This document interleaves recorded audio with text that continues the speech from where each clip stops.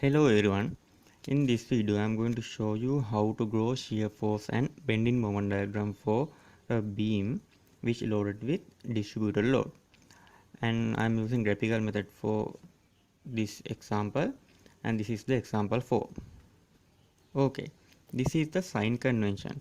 Before you solve this problem we have to know what is the sign convention for this example. So it says loads downward positive, shear force clockwise positive, and finally bending moment sagging positive. This is a beam. You can see A, C, B and B I marked here, and there are two supports, which is pin support and roller support, and A to C there is a distributed load of 2 Newton per meter, and all the dimensions and all the lengths are given in this picture. First step is to find in support reaction, but I am not going to find support reaction here. I have done plenty of examples in my channel. You can go and watch those videos. So anyway, I wrote support reaction here. At A 15 Newton and at B 5 Newton. So I'm going to use these two equations for, or these two relationships for drawing shear force diagram. First I'm going to draw shear force diagram, then I will draw bending moment diagram. So this first relationship says ds over dx equals minus w. This ds over dx means slope of shear force diagram.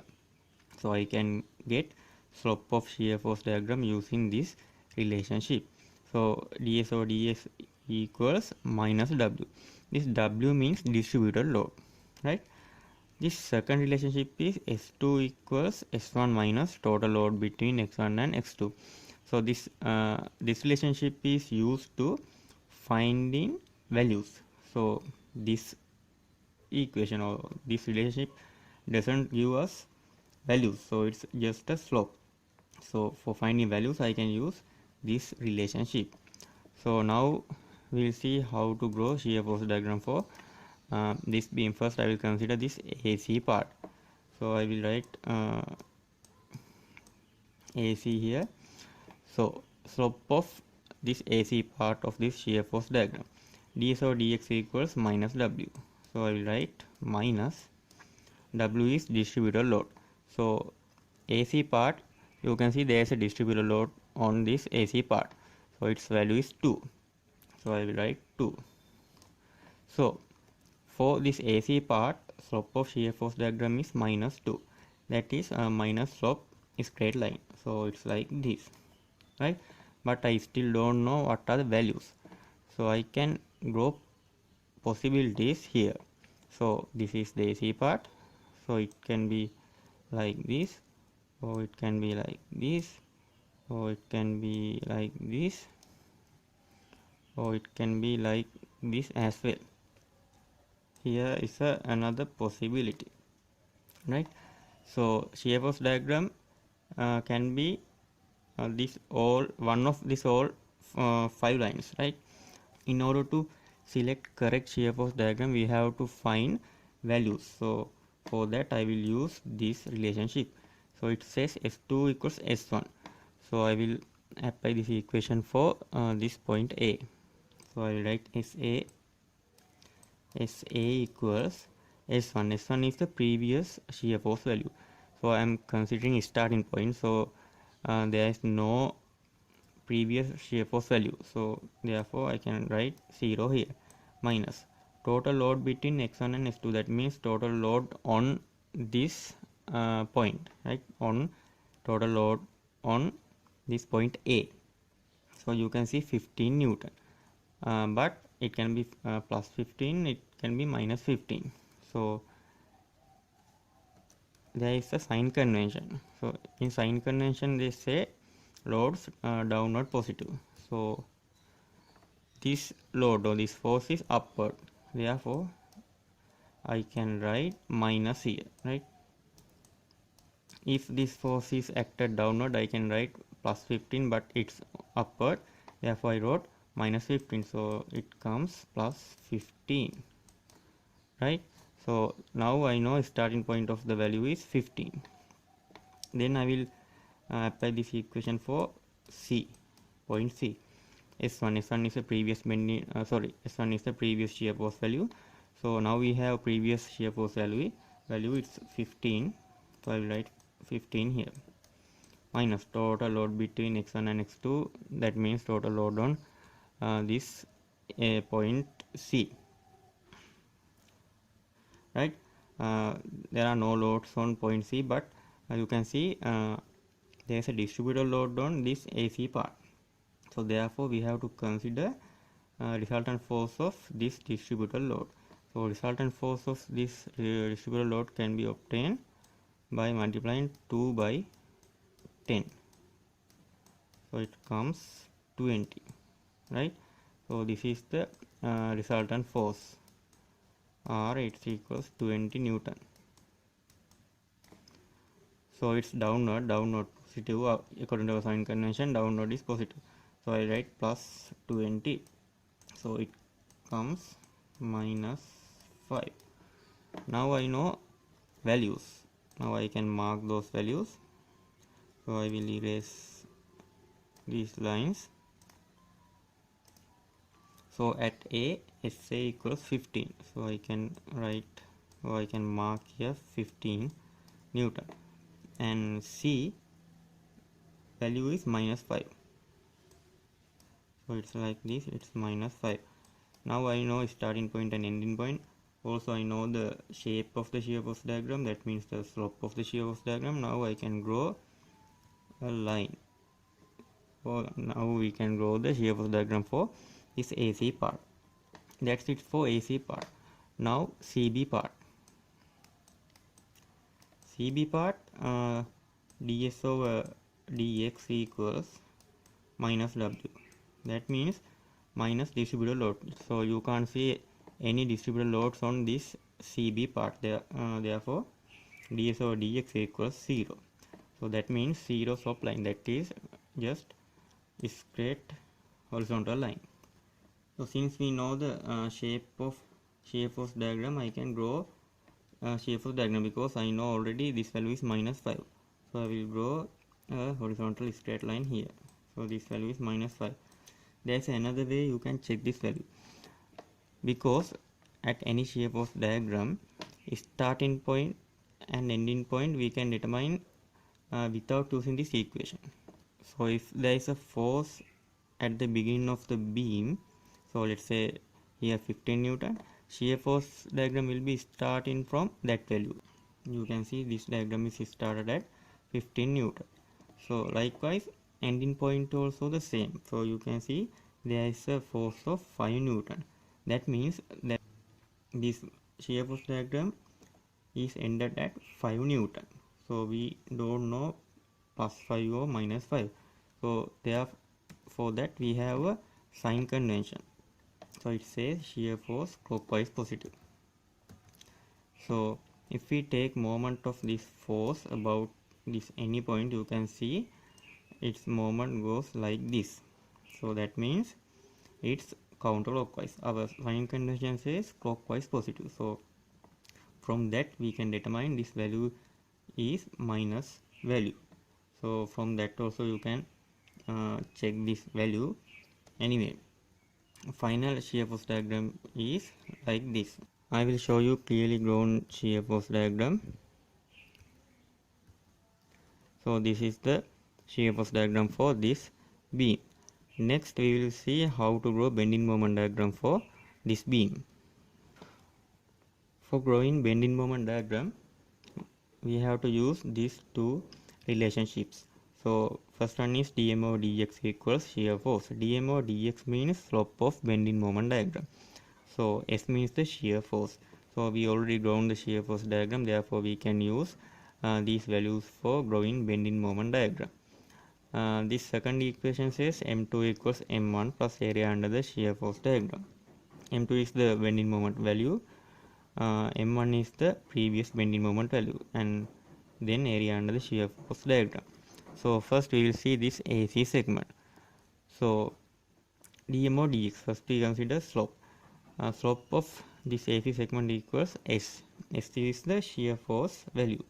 So you can see this AC part, shear force value is varying. So it's not a uniform value.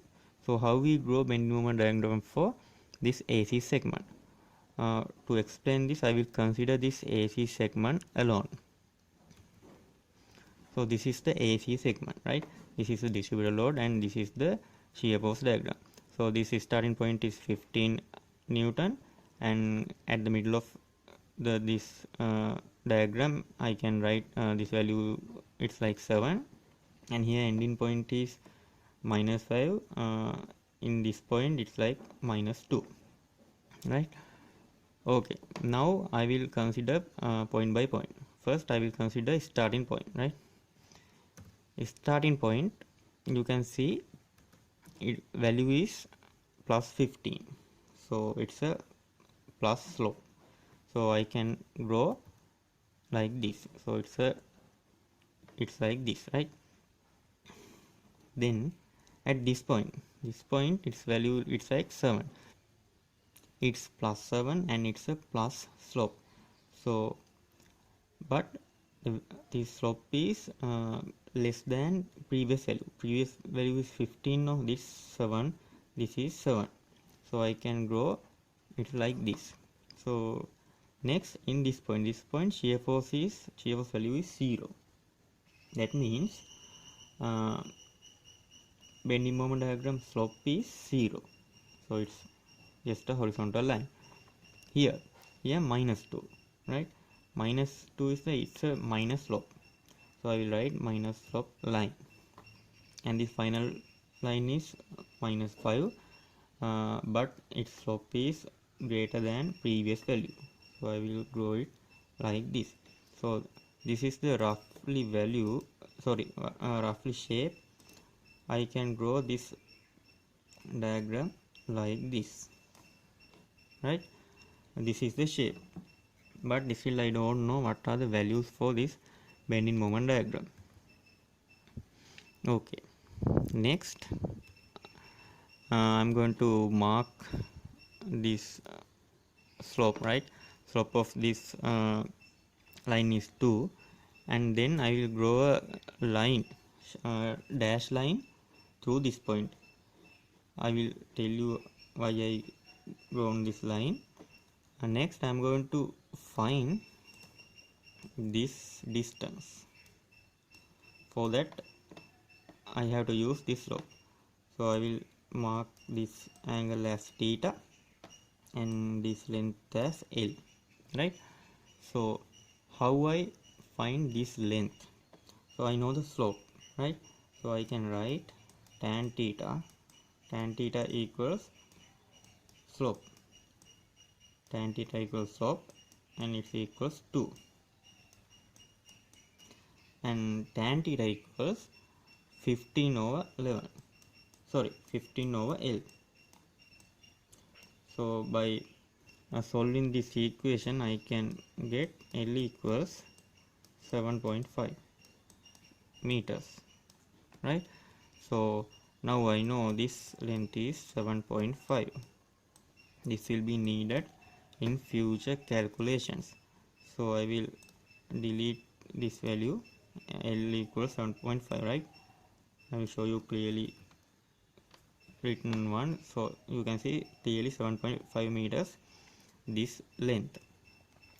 Then there is a theory. So it says when shear force is 0 at a point in a shear force diagram, bending moment is maximum or minimum at the particular point in the relevant bending moment diagram. So that means when shear force is 0, bending moment is maximum or minimum at that line. That line means this line. So you can see shear force is 0 at this point. So maximum bending moment or minimum bending moment lay on this vertical line. Okay, now we will draw bending moment diagram. So you can see at A and at B. At A there is a pin support, at B there is a roller support. Both supports doesn't resist bending moments or moments. That means bending moment is 0 at the beginning and the at the end, right? Now we know the starting point, and now we know shape as well. So now I will draw a curve like this, right? Next I am going to find the values of this bending moment diagram. For that I will use this relationship. So it says m2 equals m1. So I will apply this equation for this point, right? I will apply actually this point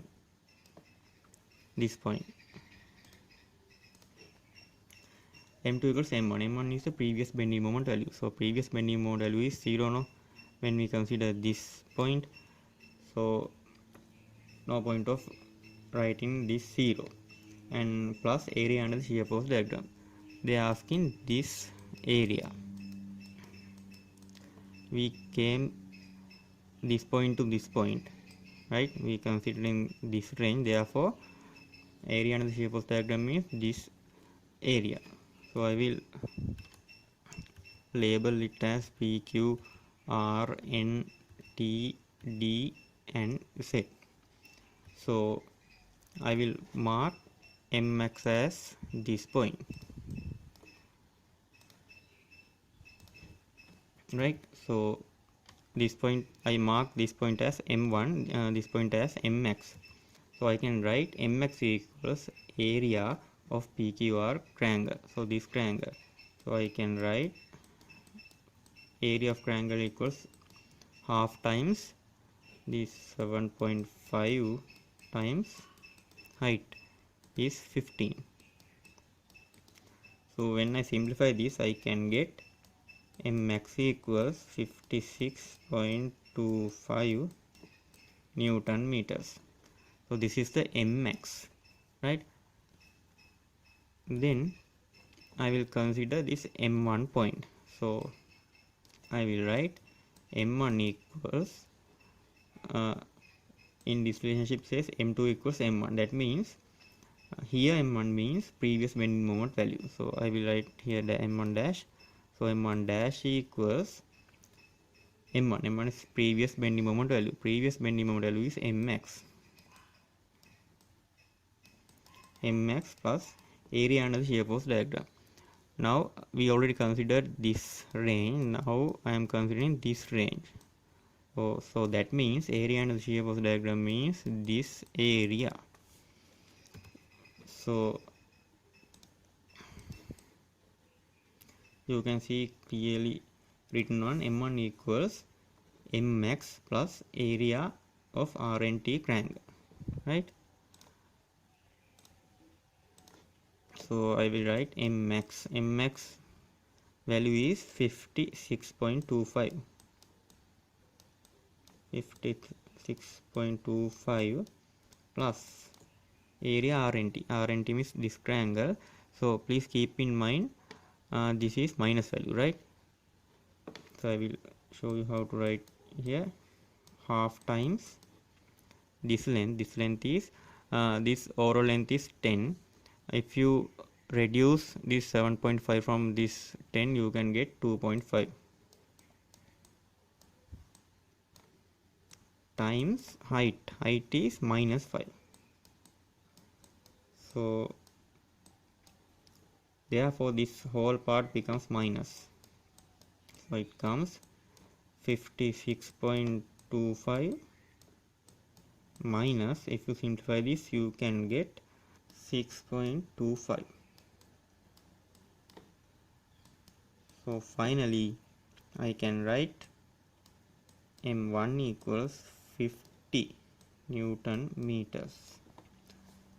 Okay, now we know all the values, and you can say Mx equals 56.25 and M1 equals 50.